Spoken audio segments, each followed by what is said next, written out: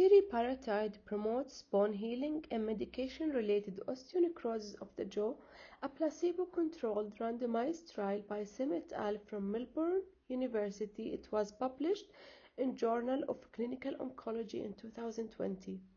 Medication-related osteonecrosis of the jaw is a rare but potentially serious condition characterized by non-healing exposed bone in patients with a history or ongoing use of bisphosphonate, particularly high-dose IV. Teriparatide is a synthetic form of natural human parathyroid hormone. It is an effective anabolic agent used in treatment of some forms of osteoporosis. In this prospective double-blind, placebo-controlled randomized trial in patients with Morronge, they assessed the efficacy and safety of teriparatide in improving the healing of established Morronge lesions. The trial was designed to recruit 68 participants to allow 80% power to detect a significant difference between groups. But because of a lower than anticipated recruitment rate, which was a result of the decreasing incidence of Morronge in Australia after adoption of a dental hygiene guidelines, they only had 34 participants with 46 Morronge lesions, and 10 participants had Morronge at multiple sites. They were randomly assigned into receiving either once per day subcutaneous 20 mg teriparatide therapy for a 2-month course or a matching normal saline injection for placebo group. Participants were observed for 12 months from the start of the trial, including 7 visits at 0, 4, 8, 12, 24, 36, and 52 weeks. At each visit, oral examination to assess for clinical stage of Morronge, as well as resolution of each individual Morronge lesion. Also, CBCT was performed at a week 0, 4, 8, and 52 to evaluate radiologic resolution of Morronge.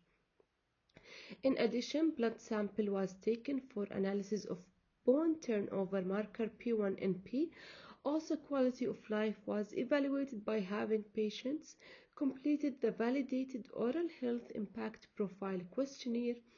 Bone mineral density was measured at baseline and at the end of the follow-up period on the same bone densimeter. In addition to all of that, standard clinical care including antiseptic mouthwashes, antibiotic therapy, and limited surgical debridement at each visit. And they found that teriparatide treatment was associated with an improved rate of resolution of Morronge lesions, resulting in almost 46% of the lesions being resolved by 52 weeks in the teriparatide group compared to 33% of the lesions in placebo group. Teriparatide treatment was also associated with 30% increase in type 1 collagen cross-links and procollagen type 1 propeptide at week 8. Teriparatide was associated with increased bone volume and thus reduced bony defects size in a greater proportion of patients at 52 weeks, 80% teriparatide group versus 31% placebo. Almost 80% of the participants described improved oral health impact scores at week 52. However, there was no significant difference between the two groups. A pathological explanation of the effect of teriparatide on Morronge lesions is through augmentation of osteoclastic activity at the site of Morronge lesions within the jaw, thus resulting in a reduction in bony defect volume and eventually improved mucosal coverage and resolution.